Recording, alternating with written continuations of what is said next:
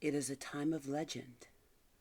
Mighty heroes battle for the right to rule the galaxy. The vast armies of the Emperor of Earth have conquered the galaxy in a great crusade. The myriad alien races have been smashed by the Emperor's elite warriors and wiped from the face of history.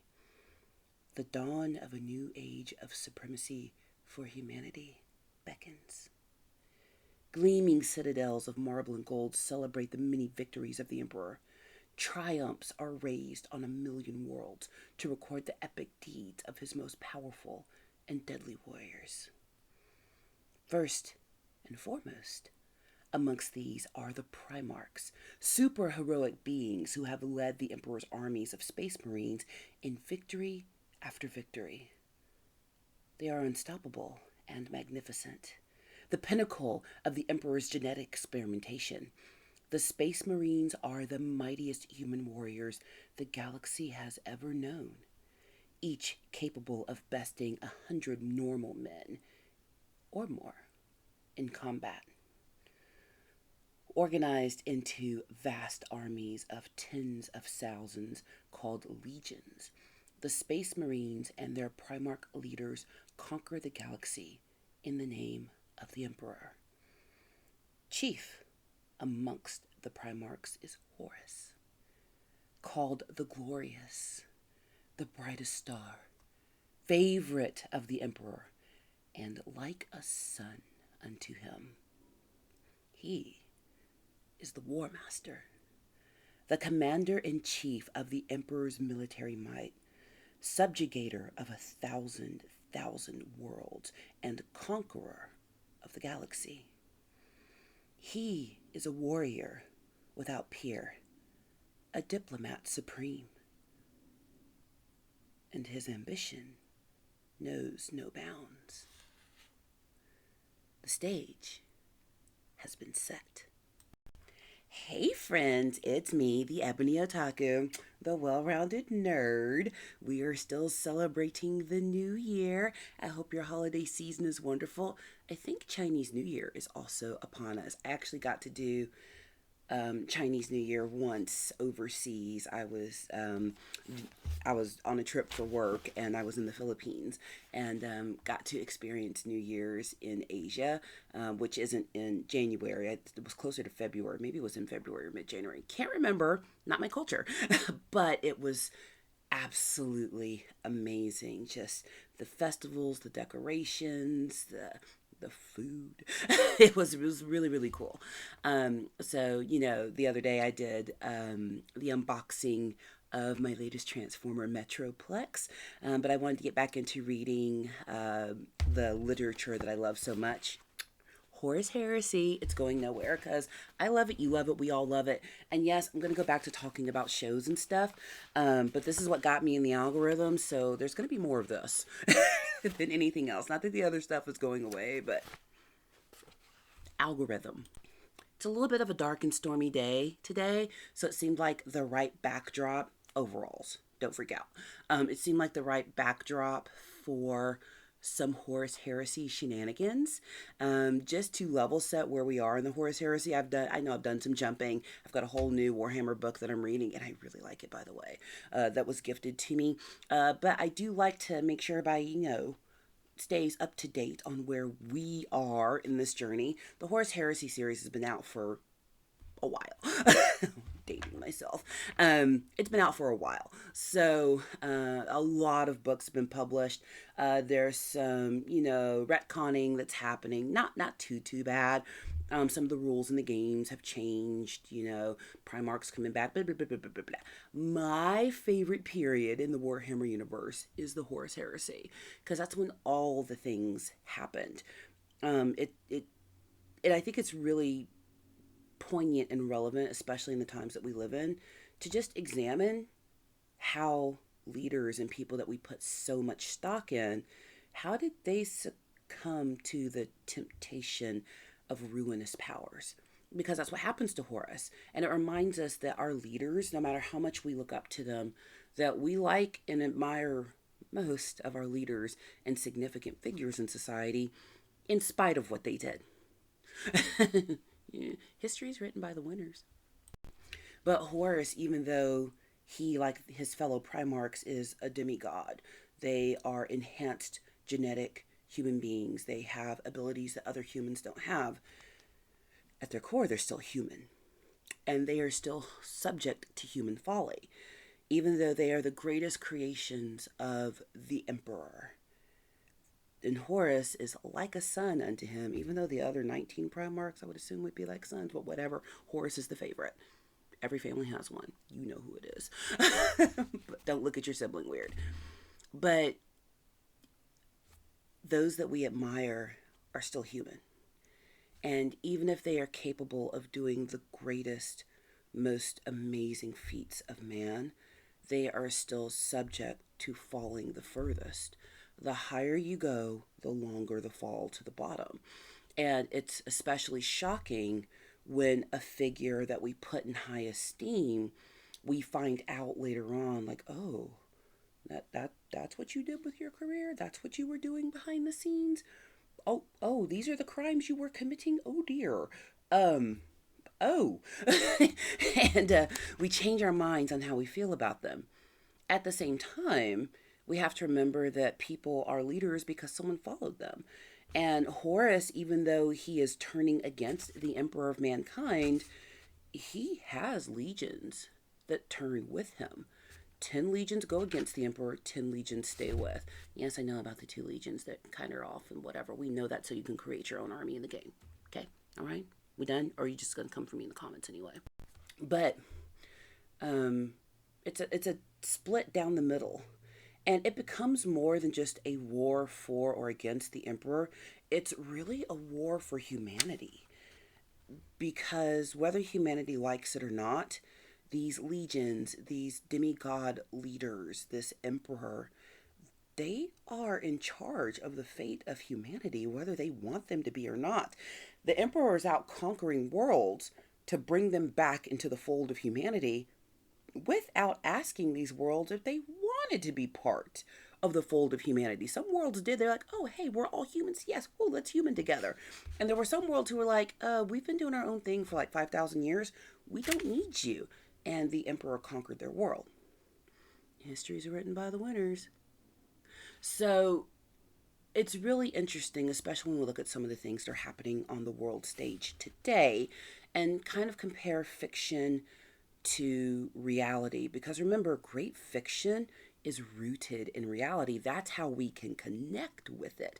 We can't connect with stories that don't remind us of our own world and how we live. We can only connect with those things where that soupçon of suspension of disbelief is there, but at the same time we can go, whoa, I see the world in that. So Horus has come out now as I hate everyone. Going for the Emperor, going to Terra, gonna, I'm doing the thing, done turn Nurgle, the worst of the Chaos Gods in my opinion. Hate to come for me, hate Nurgle. Gross. Uh, but after the Istvan massacre, it was Horus's intent that at that massacre, he got as many of the loyalists to the emperor as possible. They dropped a virus bomb on the planet. And if you've read the previous Horus Heresy books before Flight of the Eisenstein, you know that the virus bomb is one where basically it's a contagion that spreads across the planet and eats the flesh off of everything. Like it's bad. It's like germ warfare on a whole new level. And there were still those who survived. And here's the thing, Horus didn't just drop it on the troops loyal to the emperor. He dropped it on his own because he didn't care, because there were more of them than his down there. And that's what corruption does. People stop caring about even their own. The goal is just the goal at that point. So why none of those Chaos Space Marines at this point went, did he just drop a bomb on us? And they didn't go back to I don't know why, but, well, I do, but we'll talk about that later. But there were those who survived. And this is one of my favorite post-Horus trilogy books, Flight of the Eisenstein, because if you read between the lines, this is actually the start of the Inquisition once you get to the end of the book. Won't completely spoil it, but it's the story of one of the Death Guard captains Nathaniel Garrow in a ship, the Eisenstein, that he flies away from all of this that's happening with troops aboard that are loyal to the Emperor, and they are being chased down as they try to get to Terra and tell the Emperor Horus done did the thing. You need to handle your child. So we're going to jump into the middle of their flight away from Istvan. It's a whole book, so I'm not gonna read the whole book. Black Library will come for me. Don't come for me, Black Library. I love your books. Let me keep reading portions of them, please and thank you. But we are going to start somewhere in the middle, and we'll see how far we go today. It's a little thundery and stormy, so it seems like the right backdrop for reading something out of the Warhammer universe. So let's get to Chapter 6. To the Brink. Triad of Skulls. New Orders. From The Flight of the Eisenstein. The Heresy Unfolds by James Swallow. Garrow stole a glance down the sheer slope of the ziggurat and saw the wild play of battle spread out beneath him. All around the interior of the dome, there was a churning sea of men engaged in the business of killing one another. Figures in black hoods swarmed at the white and purple shapes of the Astartes, laser fire flashing in chains of red lightning among the flares of yellow flame from bolter muzzles. Emperor's children were scaling the pyramid beneath them, following the path his men were forging with every heavy boot step.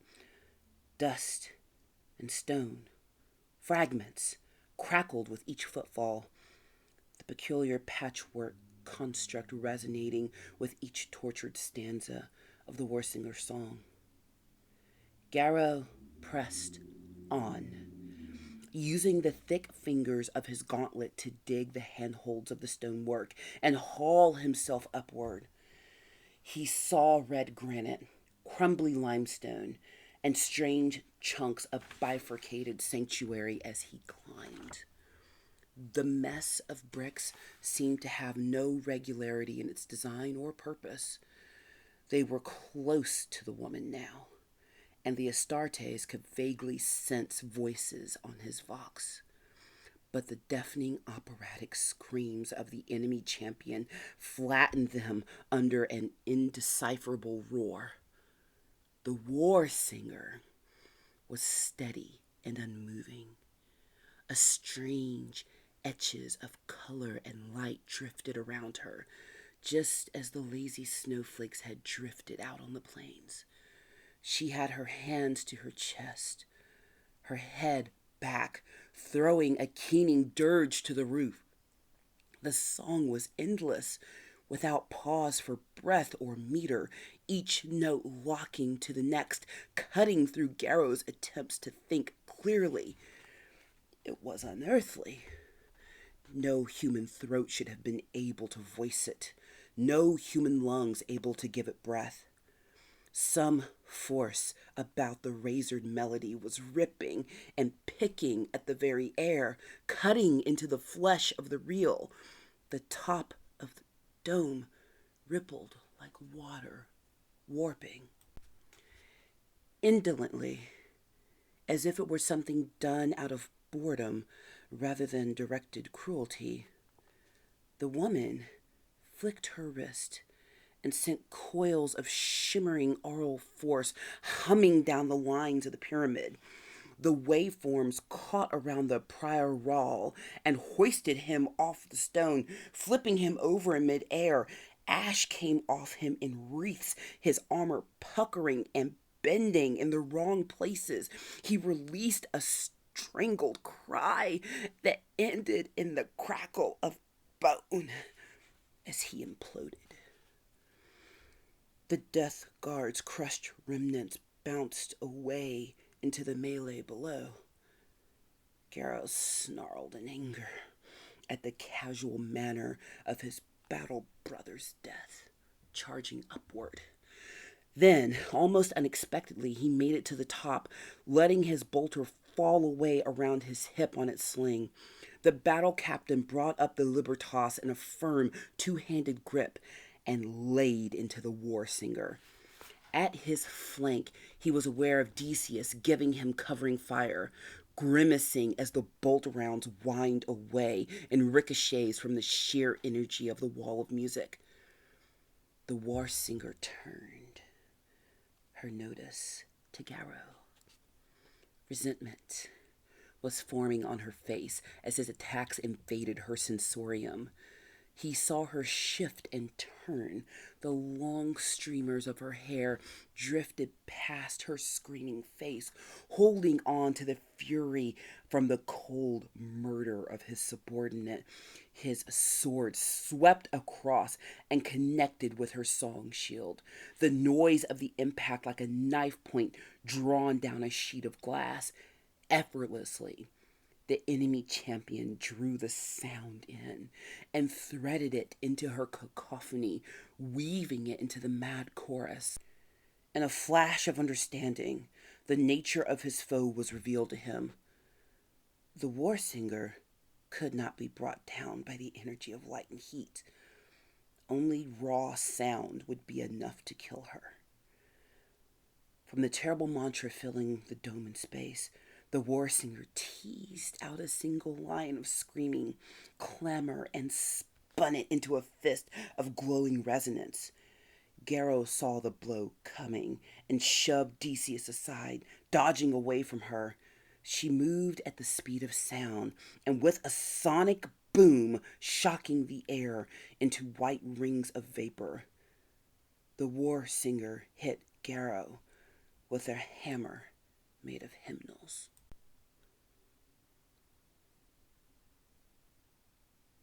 Deafened, falling, pain. Decius's mind reeled with edges of the impact, clinging to the simplest of reactions, barely able to process the sudden violence wrought upon him.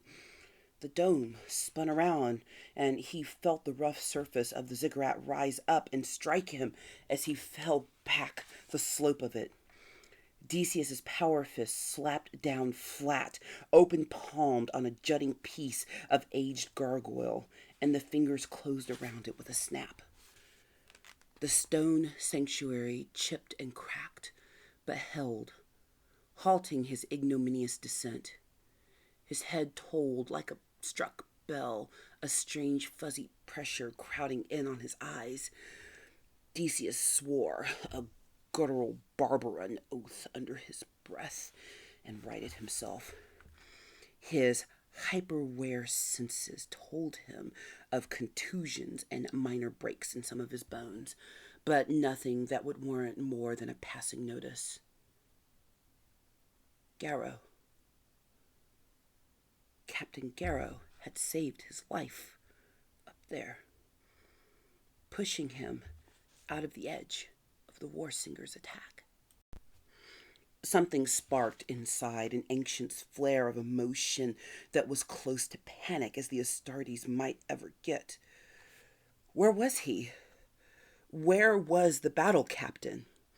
Decius came to his feet, pleased to find his bolter still at hand, the strap wrapped about his wrist guard and batted away at Istvanian's clumsy attack. He swept the flank of the pyramid and found his commander. Garrow's marble gray armor was stained with the rich red of Astartes' blood. A warrior of the Emperor's children was standing over them. Tarvitz. He remembered. Garrow had spoken well of this man in the past. Still, a dart of offended pride rose in Decius's chest at the idea of a man from the 3rd Legion coming to the aid of a death guard, honor brother or not. Ignoring the grinding pain of bone on bone in his legs, Decius sprinted back up the ziggurat, regaining some of the ground he had lost in his headlong tumble. He caught a snatch of conversation between the two captains as he came closer. "Hold on, brother," Tarvitz was saying. "Just kill it." Garrow coughed blood in his lips, his head bare where the Warsinger's blow had sundered his battle helmet. "I have him," said Decius, stepping up. "He'll be safe with me." Tarvitz threw him a nod and then began his ascent. The Astartes turned back to his commander, and his gut knotted at the stink of fresh blood filled his nostrils. The smell was familiar and hateful to him. There were patterns of crushing damage to Garrow's torso and his arm, and somewhere up there he had lost his bolter. But in his other hand, his good hand, the battle captain still gripped the hilt of Libertas with grim fury. Clutching the sword like a talisman, thin blades of shattered granite and obsidian punctured him, shock gel pooling around the places where they had punched through the captain's ceramite weave like bullets. But the worst of the wounds was the leg. Decius's face soured behind his breath mask, and he was grateful that his commander could not see his expression. Less than a handspan down Garrow's thigh, his right leg simply ended in a wet scrap of fleshy rags, burnt bone, and charred meat.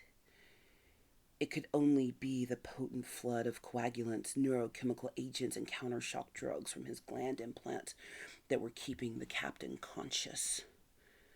Contemplating the sheer agony of the wound took Decius's breath away. The Warsinger hadn't simply torn Garrow's leg from its socket.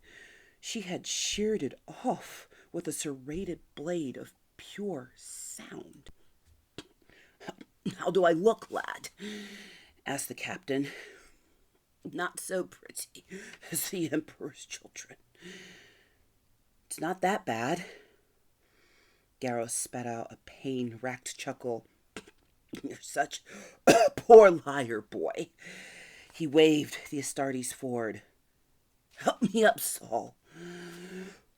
We will finish what we started." "You're in no condition to fight, Lord," retorted Decius. Garrow dragged himself up to use the Astartes as a crutch. "Damn you, Decius! As long as a death guard draws breath, he is in condition to fight." He cast around, unsteady with the pain. "Where's my bloody bolter?"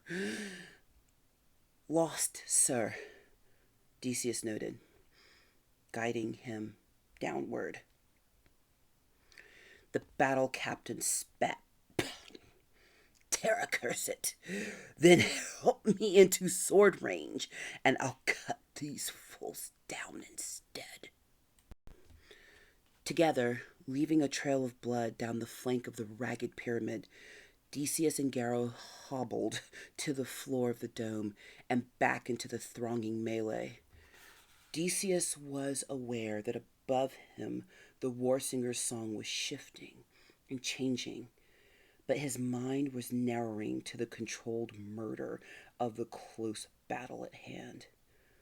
He became his captain's rock, feet spread and standing firm in the royal of combat, gunning down Black Hoods with his bolter in one hand and pushing those who strayed closer with his mailed fist encasing the other.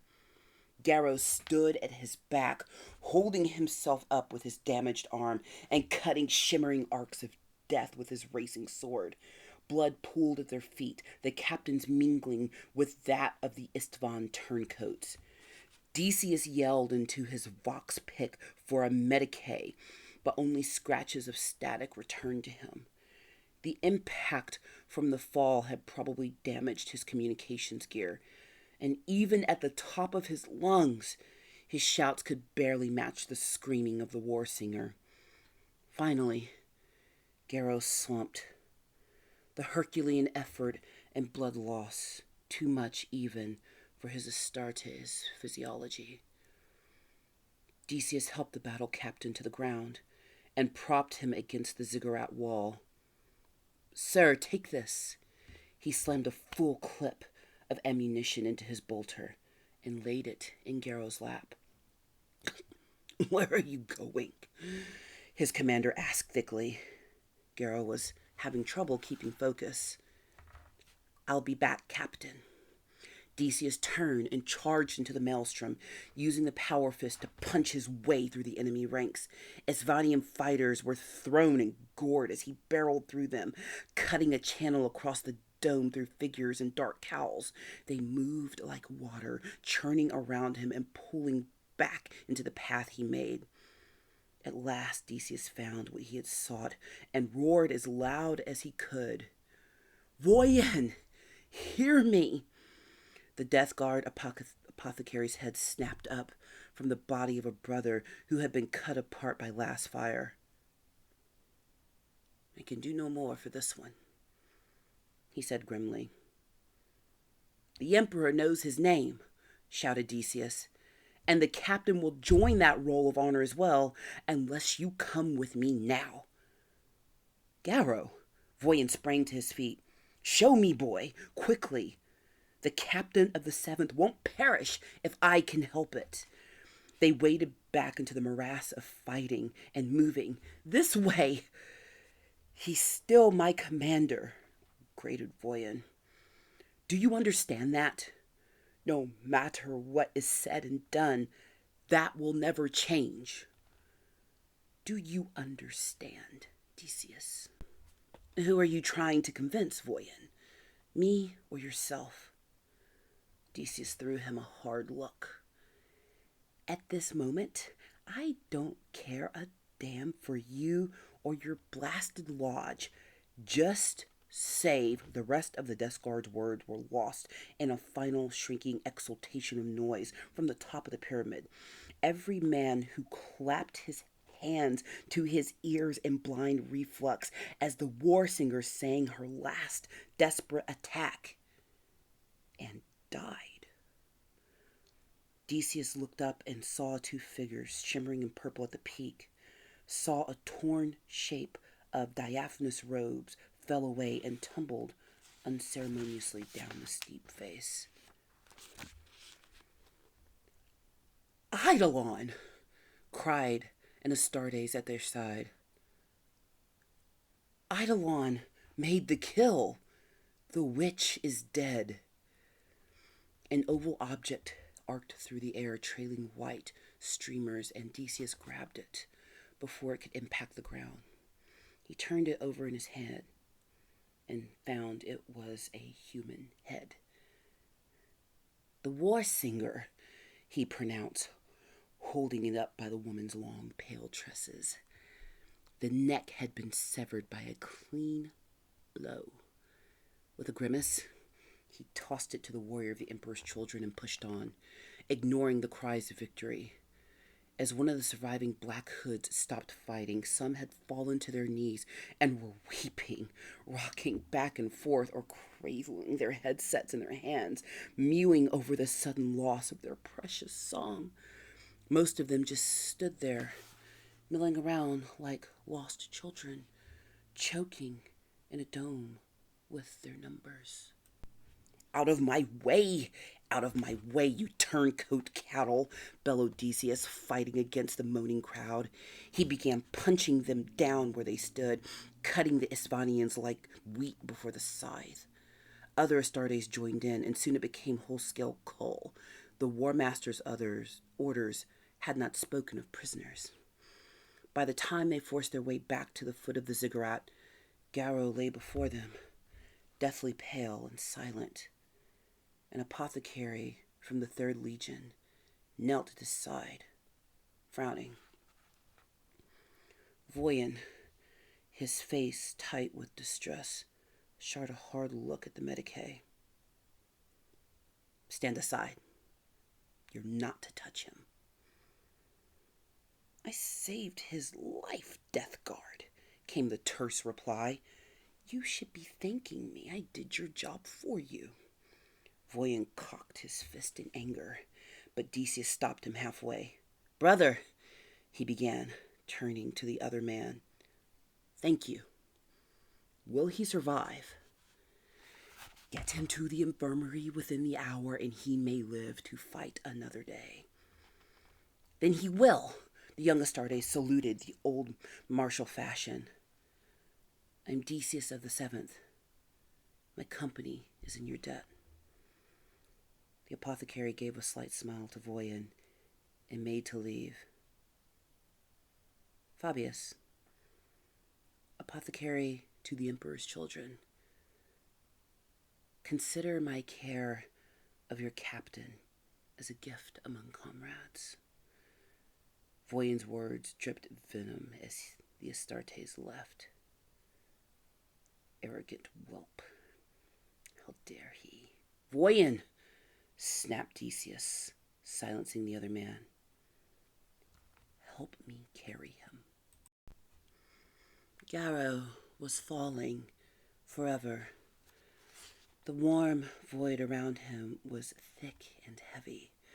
It was an ocean of thin, clear oil as deep as memory and beyond his ability to know its edge.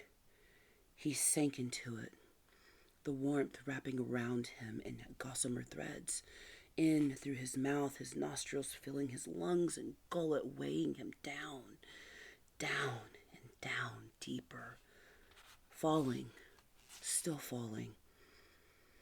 He was aware of his injuries in a vague, disconnected way.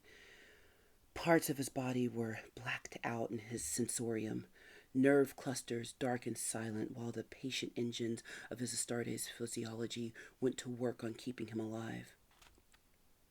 My wounds will never heal, he said aloud, and the words bubbled past him, solidifying. Why had he said that? Where had that come from? Garrow wondered with elephantine slowness and pushed at thoughts in his mind. But they were impossible to shift, large as glaciers and ice-cold to the touch. The trance. Part of his brain eventually provided him with this small fragment of data. Yes, of course. His body had closed its borders and sealed him inside it. All other concerns and outside interests forgotten as his implants worked to concert to stop the encroaching death. The Astartes was in stasis of a kind. Not the artificially generated fashion where flesh was chilled down and chemical anti-crystallization agents were pumped into the bloodstream for long duration, low consumable starflight. This was the semi-death of the wounded man and the near killed. Odd how he could be at once so aware of it, yet so unaware as well. This was the function of the cataspleen, the node implanted in his brain, switching off sections of his cerebellum as a servitor might douse lamps in unused rooms of a house. Garrow had been here before, during the Pacify uprising, after a suicide attack on the Stalwart's pod decks had ripped the flank of the battle barge open and tossed 100 unprotected men into space. He had survived that, awaking with new scars and months of missing time. Would he live through this? Garrow tried to probe his thoughts for an exact recall of his last conscious moments and found rough, broken perceptions and spikes of brutal pain. Tarvitz. Yes, Saul Tarvitz had been there, and the lad, Decius as well. And before that, there was only the humming echo of white noise and heart-shrinking pain. He let himself drop away, let the agony shadow fade. Would he live through this? Garrow would only know when it happened. Otherwise, he would fall and fall, sink and sink, and the captain of the seventh would become another lost soul, a steel skull-shaped stud the size of his thumbnail, hammered into the iron wall of memory on Barbaros. He found he did not have the will to fight. Here in this non-place, coiled inside himself, he only was, marking time, waiting, healing. That was how it had been after Pasiphae. And so, that's how it was and should be now. How it should be. But he knew something was different even as the thought drifted through him. The shattering pain down in the dome that had been like nothing he had ever experienced before. Hundreds of years of warfare had not prepared him for the war singer's brutal kiss. Garrow knew now, too late, after the fact, that she had been an enemy of a kind he had never before encountered. Where her power sprang from, what form it took. These were things new to him in a universe where the Astartes had thought himself incapable of being surprised. That would teach him not to be complacent. In his own way, the battle captain marveled at the play of events. It was incredible that he had survived to fall into a healing trance after challenging the war singer. The other Death Guard, other Emperor's children, had also met her might and died of it. He thought of poor Rahl, crushed like a spent ration can. There would be no more wagers or games for him as those brothers lay dead. Garrow lived still, clinging to the raw edge of life. Why? He demanded. Why me and not them? Why Nathaniel Garrow and not pure Rahl? Who made the choice? What scales were balanced by a man's death or his life? The question hooked into him and pulled the Astartes back and forth, burrowing deep. It was such foolishness to ask these pointless things of an uncaring universe. What scales? There were no scales. No great arbiter of fates. It was pagan idolatry to consider such notions, to insist that the lives of men ran some kind of clockwork beneath the winding fingers of a deity. No, here was truth, imperial truth. The stars turned and men died without a creator's plan for them. There were no gods, no here-foes, no hereafters, no futures, but those we made for ourselves. Garrow and his kinsmen simply were. And yet, in this place of death sleep, where things were at once murky and clearer, there seemed instances where Nathaniel Garrow felt pressure upon him that came from a place far distant, beyond himself. At the corners of his sensorium, he might perceive a small fragment of brilliance thrown across countless light years, the merest suggestion of interest from an intellect that towered over his. Cold logic told him this was wishful thinking. Desperate thinking dredged up from the crude animal core of his hind brain. But Garrow could not quite let go of the feeling, of the raw hope that the will of something greater than he was acting upon him. If he was not dead, then perhaps he had been spared? It was a giddy, perilous thought. His hand lies upon us all, and every one of us owes him our devotion.